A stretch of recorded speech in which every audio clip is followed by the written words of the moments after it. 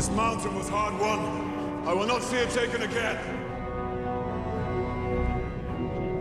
Near the end of Block 3, we started doing, you know, the Erebor scenes, like in the Great Hall. We've had some of the biggest set builds that we've had to do on this project in these last few months, which tests the souls of the crew. No department ever got ahead of themselves. We went, yep, we're done on that. You know, costumes were always being designed. So it's all a bit chaotic.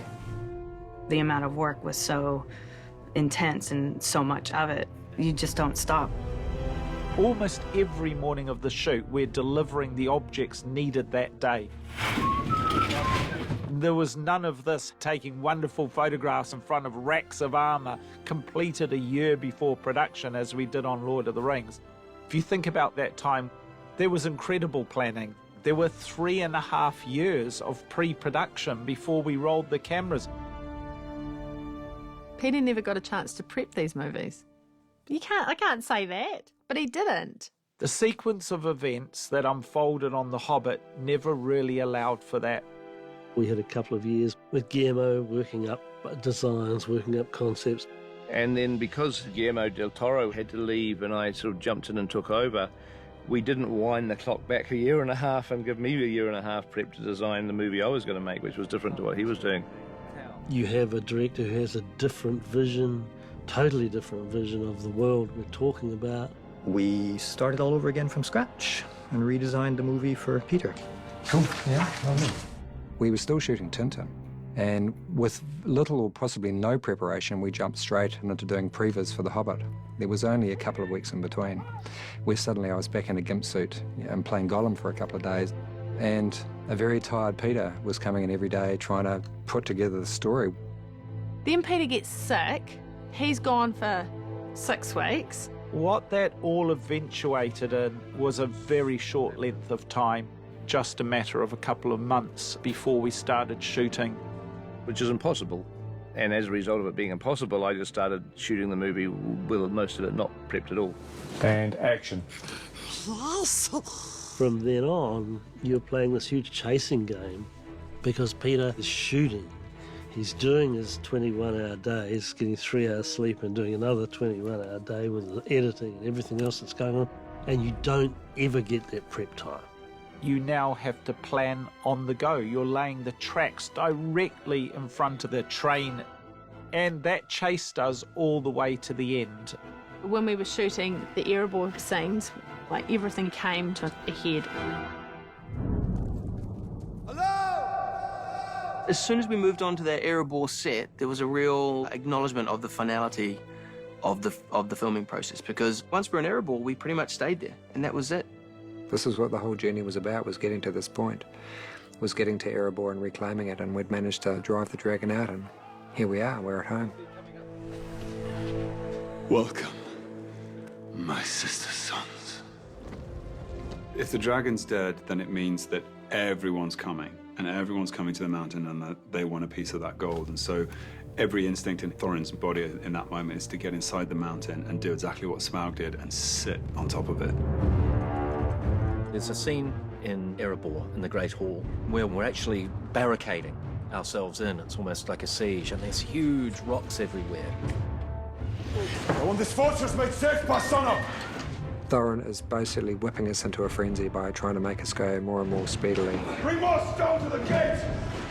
And there is a real feeling amongst us that he has completely lost the plot here. You're starting to get a little bit concerned about his general mental health, which we all are, frankly, Richard. I mean, it's been a long shoot. In the building of the barricade, you see properly for the first time how immensely strong the dwarves are, because they are moving boulders the size of foundation stones for buildings as if they are packing cases. It's like, yeah, next enormous boulder, please. And it was like that was our day's work. You know, this is normal. We're going to block up the gate with stuff that no one else could lift except the dwarf, you know, which was probably about twice their body weight. Oh, it's so heavy. Some of the rocks were made out of limestone, almost like sandstone, so they had a bit of weight to them. I'd rather have a really heavy rock than have to act a heavy rock. So, Jane, you're going to get the block off a...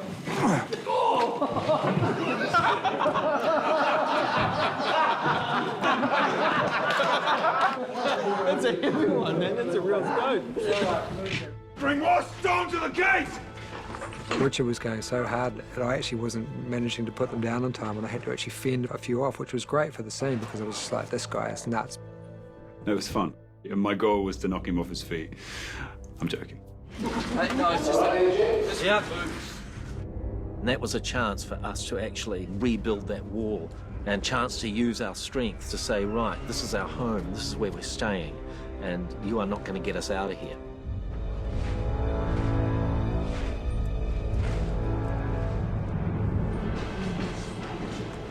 Come, give us your answer.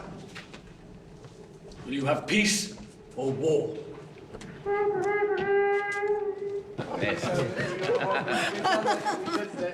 Curse the wizard who forced you on our company. Ian, save his life. If Thorin's got Bilbo over there, and I say, if you don't like my burger, then return him to me. It looks like it's an invitation. Throw it. Right. I think perhaps there might be another. One little contribution that I made beyond acting was to keep reminding people that the essential writer was no longer with us, but he had left his wishes in these books that he'd written. Oh, you got the book? Oh, no. Never too late for the book. Never too late for the book. Now, of course, the screenplay writers follow Tolkien's intention very closely indeed. So it didn't seem disruptive, I didn't think, for me to sometimes pull the book out of my costume and say, do you know what it says here? Could we reinstate this line? Ian must go home and just read the book all night long, which is good, and it actually has benefited us enormously. Ian that day had done some research and read that chapter in the book and found the line, which the original line was, If you don't like my burglar, please don't damage him. Is it in the book? Okay. If you don't like my burglar, then please don't damage him. Return him to me. It's a line of dialogue that we didn't include in the script for whatever reason, and he lobbies for it, and he always wins those arguments, always. We're going to replace a bit of Boyens with a bit of Tolkien. Okay. Oh, I don't want that to go on the DVD. Tolkien never won an Oscar. I know. No, well, that's right, Ian, and I hope that makes it on the DVD, and you'll be all right. I would have it there to just remind myself of the feeling of the scene as Tolkien had written it, and that in fact, perhaps the way I played it in the film. Curse you!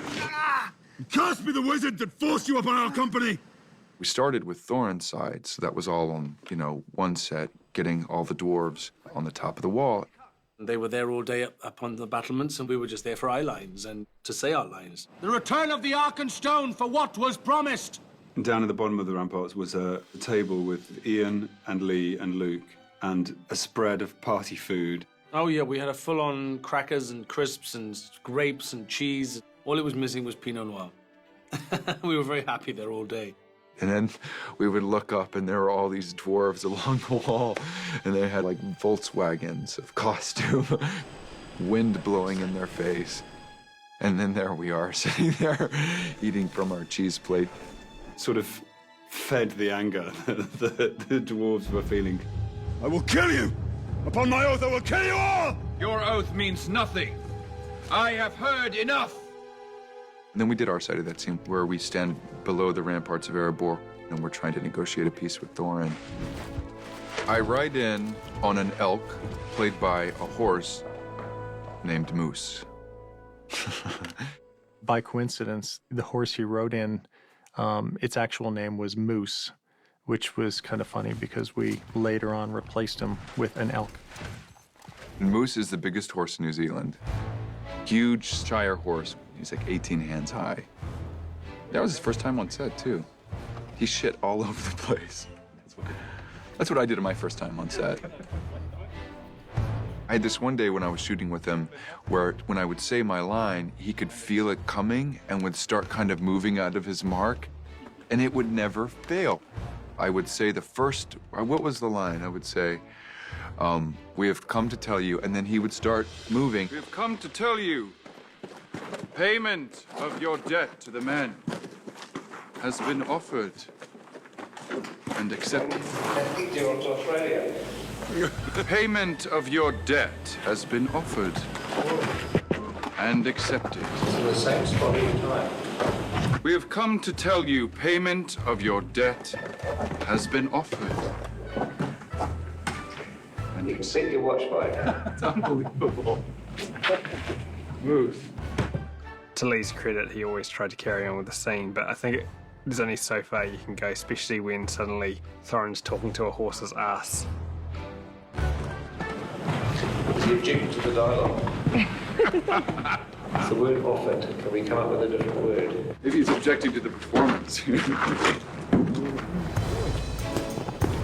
This is what happens when you guys can't control the horses. You see. We take them away from you. So, Lee, you should be doing that. We were demoted and also having to move like you are on the horse. So, yeah, there were moments when we weren't on the horse and we had to pretend we were. It happens a lot.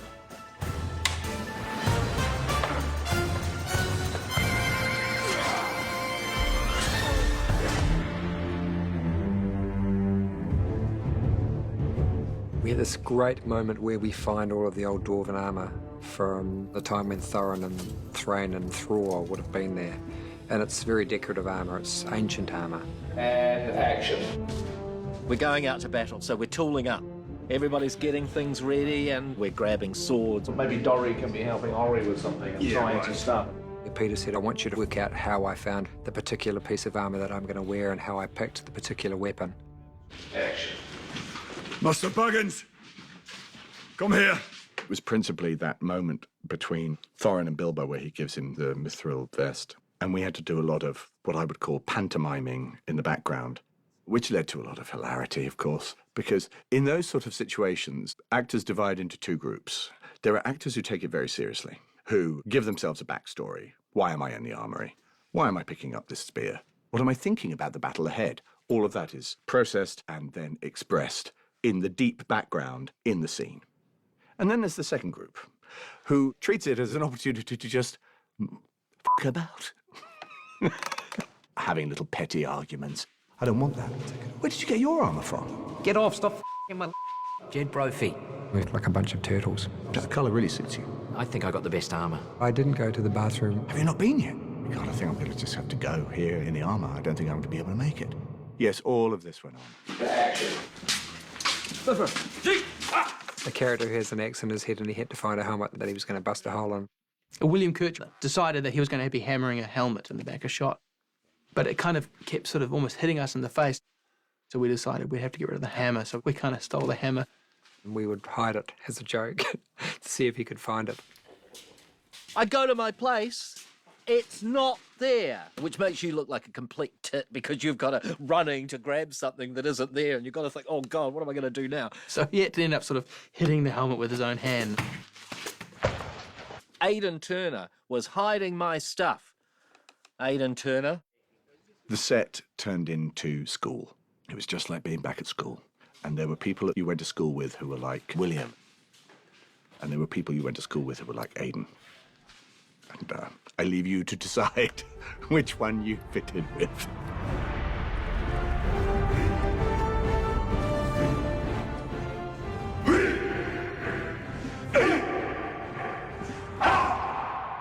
The email went around, we're going to be at the town hall tonight, doing some dwarf chants, for the score. Come by if you can. We got together with the sound editors, music team, dialogue, all of the editors at Park Road, down to the town hall to add our voices to the Dwarven choir. So who's got the best dwarf singing voice out of you guys? Technically. Dave does. You guys also know. Yeah. It's debatable. They were proper Dwarven sort of words, I guess.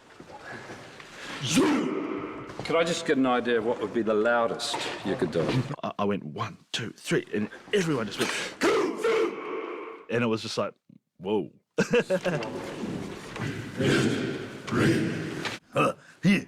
You know, it's nothing, you know, didn't have to hold a note, so we're good. They didn't want well-trained and well-heeled. They wanted mongrel. Maybe imagine, you know, you're All Blacks and I'm a wallaby and you're looking at me. And you're going to give it a all. Here it comes.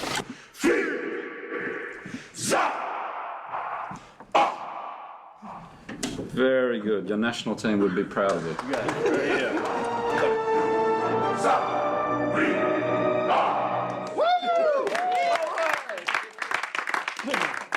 I'd love to hear just that as a piece of music and put it out and give royalties to the sound department.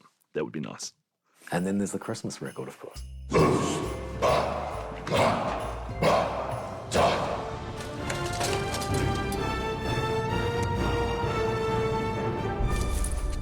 I have been blind, but now I begin to see. I am betrayed. Dragon sickness. I've seen it before. I wish I had been able to talk to the Tolkien scholars about dragon sickness. I'd have a few questions for them. I think one of Tolkien's deepest feelings is about the corrupting effect of gold. It creates greed and what Tolkien called dragon sickness. The idea that gold that a dragon has brooded on carries a curse. It's a theme Tolkien was especially drawn to. It shows up over and over again in the old Norse material and in old mythologies, and Tolkien was very familiar with them. There are several sagas where warriors are changed into dragons because of their covetousness and their love of gold. And the one with the greatest parallel to Thorin Oakenshield is in the Icelandic Gull Thorri's saga. And Thorir, so very close to Thorin, is a Viking chief who leads his companions to steal dragon's gold. Once he had the gold, his comrades notice that he's changing, that he's becoming greedy, bad-tempered and difficult to deal with, and in the end, he's turned into a dragon. So this whole notion of too much greed will turn you into a dragon constantly crops up in Norse tales, Icelandic sagas. It's about the corrupting effect of gold. It creates miserliness, stinginess, refusing to let go of anything, and of course, flying into a complete rage, even if you lose one tiny, infinitesimal fraction of what's yours. I will not part with a single coin. Not one piece of it. I remember saying to Fran they should share a line, Smaug and Thorin, and she said yeah, and then we had to think of it, and it became, I loved the I will not part with a single coin, not one piece of it.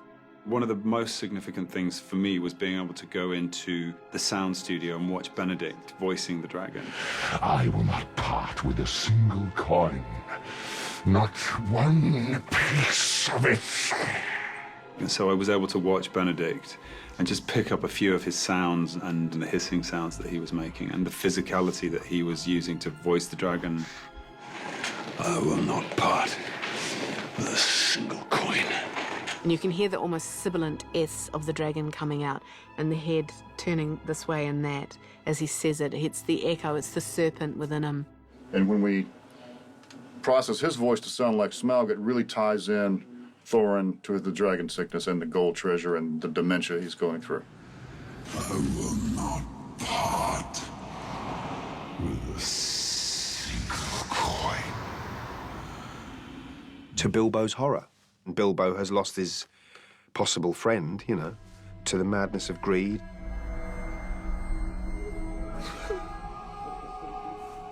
Towards the end of the shoot, when we did the scene where Thorin is swallowed by the gold, it was very much an organic process. It was a little bit abstract.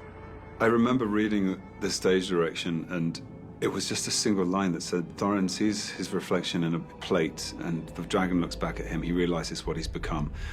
That was it. Kept thinking, how am I going to shoot that? How am I going to shoot that? It looked okay on the page, but how do you actually do that?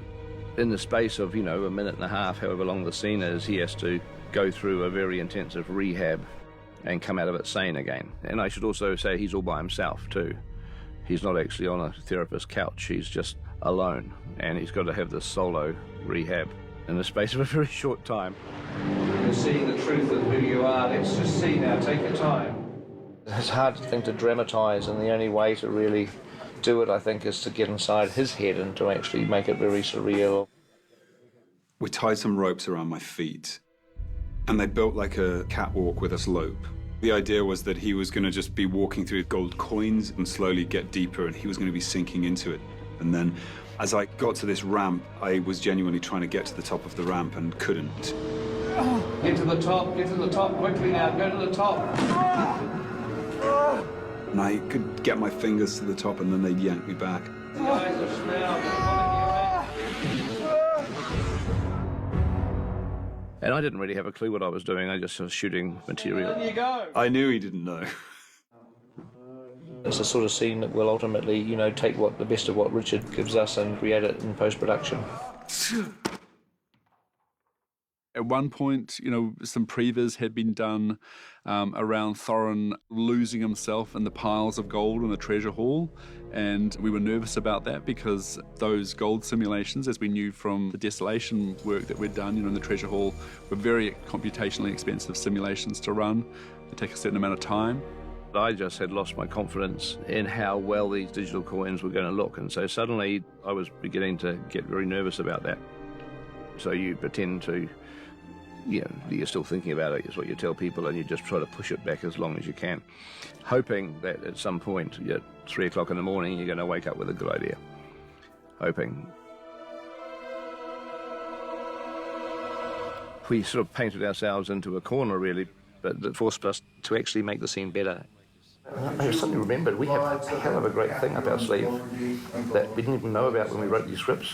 And I didn't even think about it, but we've got from film 2, that room where the statue was, it's got a golden floor.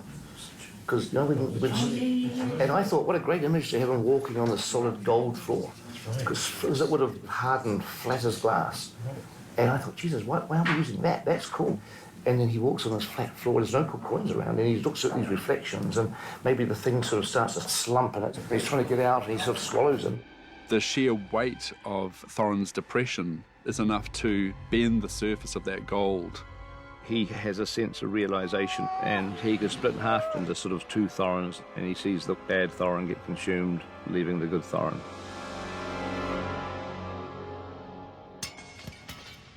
If only rehab was that simple, but it wouldn't make for such good reality TV. So, hey.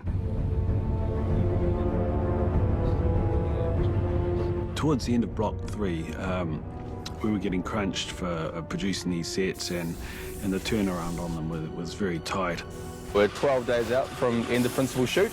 We're averaging, I think, a big set like this every 2 to 3 days. We've got 7 more, I think, to do in that 12 days. The pressure affected the art department the most, you know, because they're building all these amazing big sets.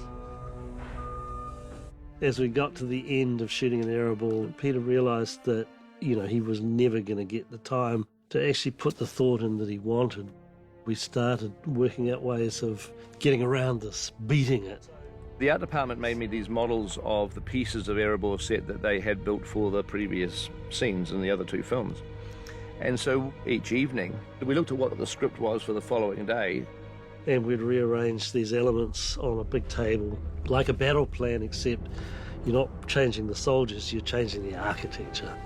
Let's put that bit there, or let's put a wall there, and that sort of thing there. So I kind of designed the set the night before. Right. And tonight when we wrap, I'm going to look at the script for tomorrow, and and I'm going to design the set for tomorrow. Early evening here at the moment, we're going through the night. You wouldn't know from one day to the next what sort of space you're going to make. We'd go from libraries to dining halls to giant foyers to long halls, day after day after day. I don't think a single day went by where a studio light was ever switched off.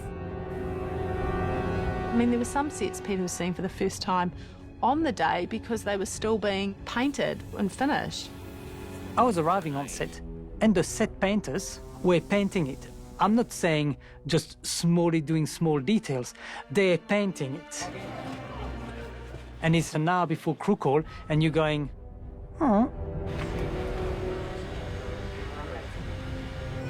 And then at the end, they just come to me and go, fresh paint over there. That set's only just gone in. I know, I did the same thing yesterday, Henry. The paint was still wet on the set, and then it was shot that day. And then in the afternoon we were striking it, and so I joke about the fact that we were striking the set while the paint was still wet.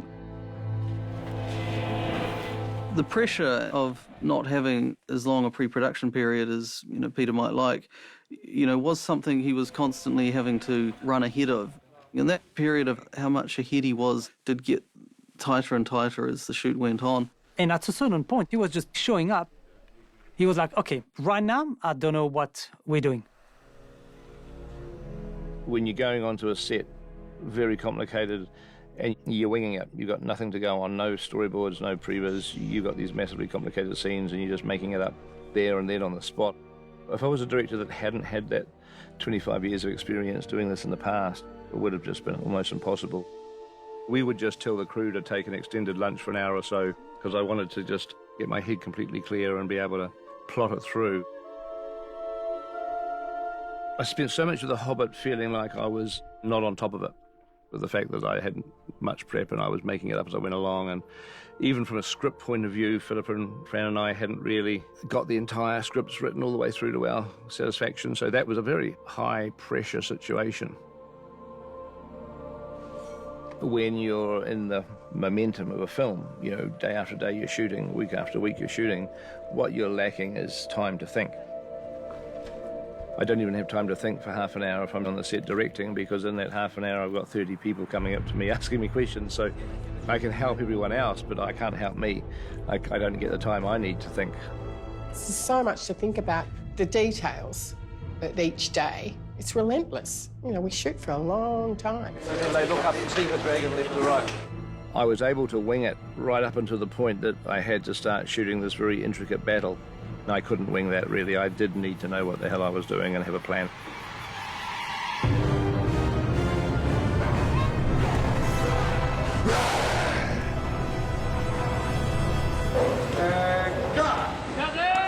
We'd started to basically shoot the Battle of the Five Armies. We were beginning to just bank a whole load of fight elements. But the actual battle itself was a mystery to us. We didn't know what we were doing. Nothing had been formulated at all.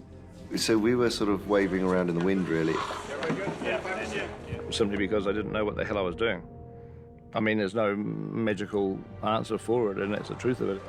We had allowed 2 months of shooting for that in 2012, and at some point when we were approaching that, I just went to Zane and Caro, our producers, and ultimately talked to the studio and just said, you know what, because I don't know what the hell I'm doing now, because I haven't got storyboards and prep in this 3 months that we've now got this battle, why don't we just finish earlier? And then there was a call from Zane saying, Andy, can I meet you? Where he said, look, Andy, I just wanted to tell you that Pete's thinking that we're going to revisit this next year. And suddenly, very suddenly, we were finishing a few weeks earlier. Okay. All right, folks, so we have a plan. It was absolutely the right decision. I think the second unit were quite shocked. It was a bit of a downer for the day, but I think everyone understood the decision behind it, and no one wanted to shoot something that wasn't ready to be done. It's a little bit bittersweet, but we've all had such an amazing time. Oh, that was awesome. That was fantastic. Thank you. Very good, very good. Well, we've just finished the Battle of the Five Armies in 2 days. No, I'm only joking. Of course we haven't, because we have just started it. The Battle of the Five Armies is going to take months, we now realise. And so what that delay, any delay, gives you is it gives the director time to just clear his head and actually have some quiet time to sit and just wait for those bits of inspiration to come about the battle that you've got coming up and start to really put something together. I remember coming in and there was Peter in the hall with his sides just looking at something, and I said, oh, sorry, we'll come back. And he said, no, carry on. So we started moving things sort of around him, and the next thing, Peter puts the sides down, jumps in, starts moving things with us and gets hands on. It was obviously a pleasant distraction for him, I think. I had a plan in my head. Moving the battle, it literally was a weight off my shoulders. And by next year, I'd have figured it all out. And I'll know exactly what our battle needs to do.